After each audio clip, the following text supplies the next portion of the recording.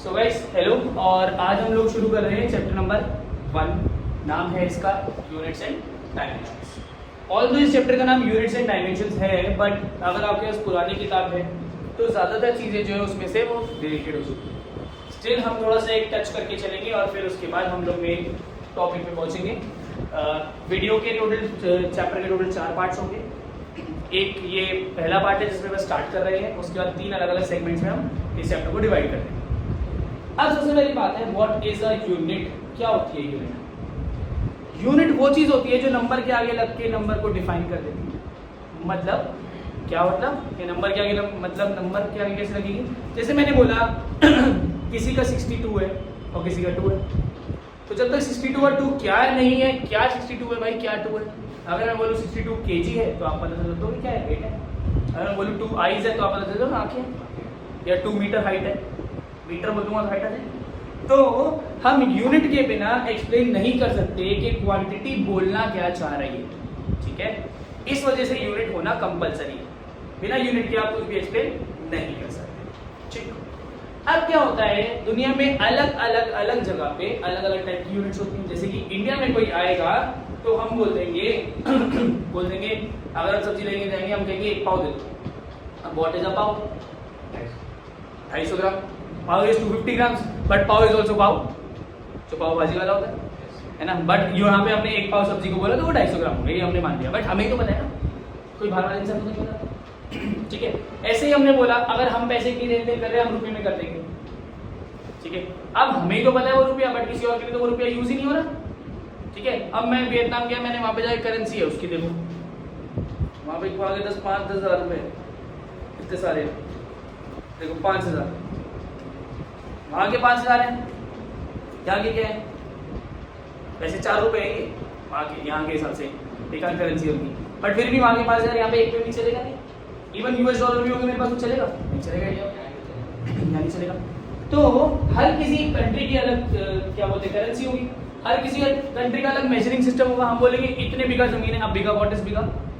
How will you explain this to a foreigner? You can not. So सब लोगों को एक पर्टिकुलर जगह पे आना पड़ेगा कि ठीक है इस चीज को हम सब मानेंगे। वो वाली जो यूनिट होती है उसे हम कहते हैं सिस्टम इंटरनेशनल यूनिट्स, या फिर international system of units, SI units. ये SI यूनिट्स सब लोगों के लिए वर्ल्ड वाइड मान्यता प्राप्त होती है। जैसे कि अगर हम सिंपल भाषा में मान सकते हैं तो हिंदी पूरे इंडिया के लिए, चाहे कोई नॉन हिंदी स्पीकिंग सिटी में भी, कंट्री स्टेट में भी आप चले जाओ, फिर भी आपको उनको बेसिक हिंदी तो इतनी आती होगी ना, खाना पानी, नहीं तो साइन लैंग्वेज आती होगी, खाना, ठीक है।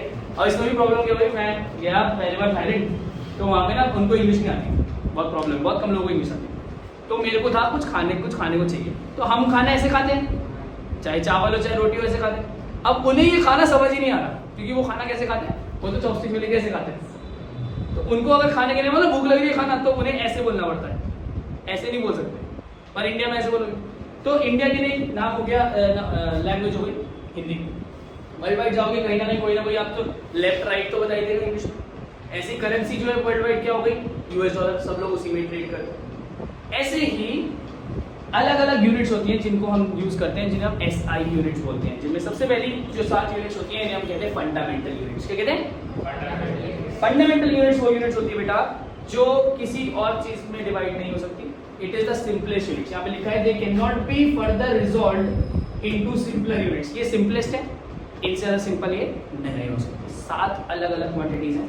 सबसे पहली है mass, length, time, current, temperature, amount of substance, luminous intensity. Mass आपको पता है, SI यूनिट इसकी kg है। क्या है? ऑल्दो हम ग्राम भी देखते हैं, हम मिलीग्राम में भी देख सकते हैं, दवाइयाँ मिलीग्राम में आती है, बट SI यूनिट क्या है? kg। ऐसी लेंथ की मीटर, आप फुट में भी देख सकते हो, आप सेंटीमीटर में देख सकते हो, बट मीटर। टाइम की सेकेंड, करंट की एम्पियर, टेम्परेचर की केल्विन। पर हमारे यहाँ डिग्री सेल्सियस है भाई, US चले जाओगे वहाँ पे डिग्री फ़ारेनहाइट, ठीक है। पर हम जनरली साइंटिफिक चीज़ों के लिए क्या करेंगे? अमाउंट ऑफ सब्सटेंस कितना है यहाँ पे बहुत लार्ज अमाउंट की बात हो रही है इसलिए बहुत बंद कर रहे हैं। और ल्यूमिनस इंटेंसिटी मतलब कितनी लाइट की इंटेंसिटी, कितनी ताकत से लाइट पड़ रही है, उसे हम कहते हैं ल्यूमिनस इंटेंसिटी। उसकी यूनिट होती है कैंडेला। सबकी यूनिट्स की अलग अलग डायमेंशन होती है। क्या होती है? अलग अलग, जो अगली वीडियो में हम प्रॉपर्ली बोलेंगे, बट अभी देख लेते हैं। तो मास को हम डिनोट करेंगे m से, लेंथ को l से, टाइम को ज्यादातर mlt में ही चलेगा, ज्यादातर इससे बाहर नहीं जाएंगे हम, पर अदरवाइज भी चलेगा तो क्या कोई दिक्कत थोड़ी है। करंट को a से, टेम्परेचर को k से, अमाउंट ऑफ सब्सटेंस को मोल से, ल्यूमिनस इंटेंसिटी को cd से। ये आपको ध्यान में रखना है, कर लेंगे। ये अभी फंडामेंटल बेसिक यूनिट्स है, अभी हम जा रहे हैं डिराइव पे, तब बात करेंगे। इसके अलावा दो और यूनिट्स होती है जिन्हें हम कहते हैं सप्लीमेंट्री यूनिट्स। क्या? एक होता है प्लेन एंगल, एक होता है सॉलिड एंगल। क्या क्या होता है? प्लेन एंगल और सॉलिड एंगल। प्लेन एंगल तो वही होता है जो हम लोग नॉर्मली बनाते हैं किसी भी बोर्ड पे, कॉपी पे, जो नॉर्मल हम डिग्री में बनाते हैं, बट उसकी ऐसे यूनिट असली में डिग्री नहीं, रेडियन होती है। क्या होती है? और दूसरा है सॉलिड एंगल। कौन सा? Solid angle. ये 3D में नापते हैं, ठीक है। तो 3 डायमेंशनल जो एंगल होता है उसे हम नाप लेते हैं स्टेरेडियन में। किस में नापते हैं? स्टेरेडियन। कुछ और जनरल सी बात आपको, बेसिक सी बात याद पता होनी चाहिए कि 360 डिग्री जो होती है वो 2 पाई रेडियन के बराबर होती है। किसके बराबर होती है? 2 पाई रेडियन। तो 1 रेडियन किसके बराबर हो जाएगा? 360 upon 2 pi, cancel 180 by 180 by pi degree. 1 radian 180 by pi, ठीक है। अब इसकी भी अलग अलग यूनिट्स होती हैं, इसको खोल लेगा क्योंकि ये पिछली वाली एनसीईआरटी में थी। पुरानी वाली किताब अगर आपके पास होगी तो मिलेगा, नई वाली किताब में नहीं। मेनली जो कॉमन यूनिट्स काम में आएंगे आपके लिए वो हैं, सबसे पहले एम लिखा कैपिटल एम मतलब मेगा। कितना? Mega, MEGA mega. 1 मेगा चाहे वॉट ले लो, चाहे किलो ले लो, चाहे ग्राम ले लो, व्हाटएवर। मेगा का मतलब होता है 10 की पावर 6। फिर है गीगा 10 की पावर 9। फिर किलो 10 की पावर 3। ये बोलेगा किलोमीटर 10 की पावर 3 मीटर। कोई बोलेगा किलो जूल 10 की पावर 3 जूल। कोई बोलेगा किलो सेकंड 10 की पावर 3 सेकंड। किलो सेकंड बोलते नहीं बट फिर भी। फिर आ गए हम छोटी यूनिट्स में, माइनस में जब आ गए, जिसमें मिली।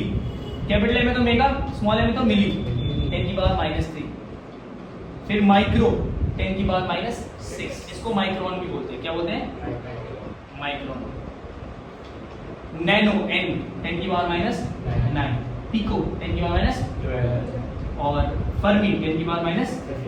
इसके अलावा एटो भी होती है, ATTO 10 की पावर -18। और इसके आगे मीटर लगाओगे, सेंटीमीटर को मीटर जो भी लगाओगे आपकी मर्जी, कोई दिक्कत नहीं। इसके अलावा एक भूल गया लिखना, सेंटी 10 की पावर -2। सेंटीमीटर मतलब 10 की पावर -2 मीटर, समझ गए? कुछ और चीजें जो कि एमसीक्यू के बेस में इस बार से आ जाती हैं, जैसे कि what is 1 light year. 1 light year का मतलब होता है, ये लाइट ईयर आपको दिख रहा है कि ईयर तो मतलब साल होते हैं, साल का मतलब तो टाइम, पर light year is not the time. Light year 1 light year is defined as कि एक साल में लाइट की स्पीड कितनी होती है? 3 × 10 की पावर 8 मीटर पर सेकंड। एक साल में लाइट कितनी दूर चल सकती है, इस स्पीड के साथ एक साल में लाइट कितना चल सकती है, उसको हम कहते हैं 1 लाइट ईयर। निकाला कैसे होगा मैं बताता हूँ। लाइट की स्पीड 3 × 10 की पावर 8, एक साल में कितने दिन होते हैं? मल्टीप्लाई मारा। एक दिन में कितने घंटे होते हैं? 24 मल्टीप्लाई मारा। 1 घंटे में कितने मिनट होते हैं? 60 मल्टीप्लाई मारा। फिर 1 मिनट में कितने सेकंड होते हैं? 60। तो 3 × 10 की पावर 8 × 365 × 24 × 60 × 60 जो आएगा वो सॉल्व करके बार बार थोड़ी याद करेंगे, तो सीधा लिख देते हैं 9.467 10 की पावर 15 मीटर। एक साल में लाइट इतनी दूर चली जाती है और ये बहुत दूर है। 500 सेकंड लगते हैं लाइट को सन से अर्थ पे आने में, 8 मिनट 20 सेकंड। एक साल में सोचो कहां पहुंच जाएगी। कोई बोलते ना 2 लाइट ईयर दूर है, 2 लाइट ईयर दूर नहीं, हम नहीं पहुंच सकते कभी जिंदगी, हमारी लाइट खत्म हो जाएगी यहां तक पहुंचने में, ठीक है। फिर आता है 1 पारसेक, इसे पैरालैक्टिक सेकंड बोलते हैं। पैरालैक्टिक का पैर और सेकंड का सेक, पारसेक। इसकी वैल्यू होती है 3.08 × 10 की पावर 16 मीटर। इसकी प्रॉपर्ली डेफिनेशन एक बार देख लो, वैसे तो आपको सिलेबस में है नहीं है इसलिए मैंने लिखी नहीं, बट फिर भी कहीं पे है तो देखी लो। 1 पारसेक जो होता है, it is the largest practical unit. Distance की सबसे बड़ी यूनिट होती है, डिस्टेंस की सबसे बड़ी यूनिट 3.08 10 की पावर 16। ये 15 था। 10 की पावर 16 15 में देखो दिखने में ना ज्यादा फर्क नहीं दिखता, बट असली में 10 गुना का फर्क है। कितने गुना फर्क है? एक जीरो का फर्क है पूरा। एक जीरो कितना होता है? 10। ये जो होता है, it is defined as the distance at which an arc length of 1 astronomical unit substance. Angle के हिसाब से, अलग अलग एंगल के हिसाब से, तो इसको भी तैयार रखो। और तीसरी चीज होती है 1 एस्ट्रोनॉमिकल यूनिट, AU लिखा है। क्या लिखा है? मीन डिस्टेंस, अर्थ से सन के बीच का जो डिस्टेंस है उसे हम कहते हैं एवरेज डिस्टेंस, उसे हम कहते हैं 1 AU। कितना कहते हैं?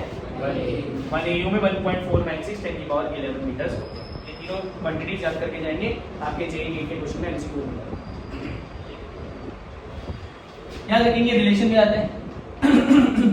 एक पारसेक में 3.26 लाइट ईयर्स होते हैं, ठीक है, और एक लाइट ईयर में 6.3 × 10⁴ मतलब एक लाइट ईयर में 6.3 × 10⁴ मतलब 6300 एस्ट्रोनॉमिकल यूनिट्स हैं ये, 6300 जितनी भी है, 63,000 ये 63,000 जो इतनी सारी 63,000 टाइम्स अर्थ से सन का डिस्टेंस, ये अर्थ से सन का डिस्टेंस है, उसको 63,000 से मल्टीप्लाई करोगे, इतना है एक लाइट। बहुत बड़ी वैल्यूज है, आपको इतना ज्यादा डीप नहीं जाना होगा, कितनी दूर है छोड़ो, इतना टेंशन मत लो, इनमें यूनिट्स याद करो, एमसीक्यू आएगा टिक कर देना, नहीं आएगा छोड़ दो। ठीक, आते हैं काम की बात पे। जो फंडामेंटल यूनिट्स हमने पढ़ी है उनकी अब हम डिराइव्ड यूनिट्स कर रहे हैं। क्या कर रहे हैं? Derived units. नाम से ही पता चलता है कि ये किसी चीज से डिराइव करेंगे, किसी चीज से निकाली गई है, बनेगी। ठीक, जैसे कि अब इन फंडामेंटल यूनिट्स को यूज करके मैं बहुत सारे डिराइव्ड यूनिट्स निकालने वाला हूं, आप लोग सामने सामने समझेंगे कि कैसे निकालनी है। और एक पहले से ही सलाह, जब डायमेंशन याद रखनी नहीं है आपको, डायमेंशन आपको रखनी 2-3 चीजों की पता होनी चाहिए, पर सारी नहीं रखनी है। 2-3 चीजों की क्या पता होनी चाहिए मैं बताऊंगा। पहले सबसे पहले लेंथ है, लेंथ तो मीटर होता है, तो इसने बोल दिया एरिया की निकाल, इसकी निकाल। आगे से सब कुछ बहुत गंदा गंदा होने वाला है। एरिया क्या होता है? Length into breath. लेंथ भी लेंथ होती है, मीटर में लगती है, और ब्रेथ भी तो मीटर में लगती है, दोनों मीटर। तो L इनटू L, L और L दो बार मल्टीप्लाई हुआ L की पावर 2। कोई कह दे volume, length into breadth into तीनों मीटर में होती है ना, L क्यूब।